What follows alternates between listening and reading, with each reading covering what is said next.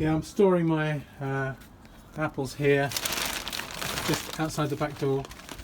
You can see a few left now. It's the 13th of December.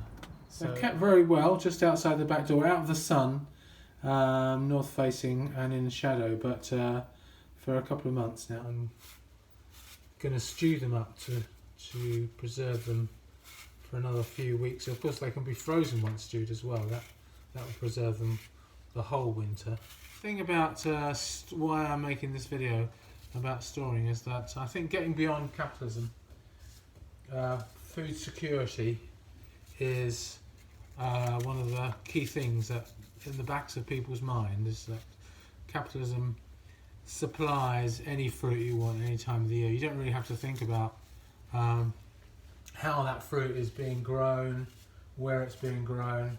It's just there, ready for you whenever you need it. So, and so the idea of lasting without capitalism sort of doing its magic supply and demand thing. Now, obviously, we'd have to have a replacement for supply and demand.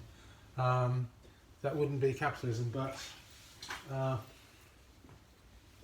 wouldn't be a money thing, but it would be more of a computer coordinated operation. But it's more to do with the feel of it. I mean, just an argument like that isn't going to convince people, because it's like food security is a very deeply felt thing. It's not something that's part of our top level operation of our rationality. So I think this is something you have to feel. That's why I'm making a video.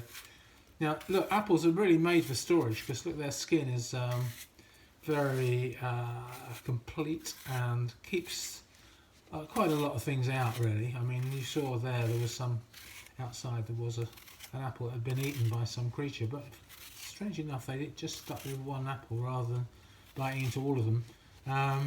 The skin is a natural barrier which helps storage and helps the apples to last. I don't know whether that's got any evolutionary logic to it, but it certainly is something about that particular fruit, whereas other fruits, softer fruits, don't store so easily, and you have to freeze them or do something a bit earlier. But apples have got a lot of goodness, and you know, in terms of food security, and something even my great-grandmother's time, they would have been well aware of how to store apples so that they could provide energy for people through the winter. Anyway, the sense of food that can be stored and can be grown like in this country without using massive transport systems and logistics systems is something that we need to get a feel for. Which will then, I'll boil it up for 5 minutes, and it'll 5 minutes once it's boiling with the lid on. And that does it basically. That preserves the apples.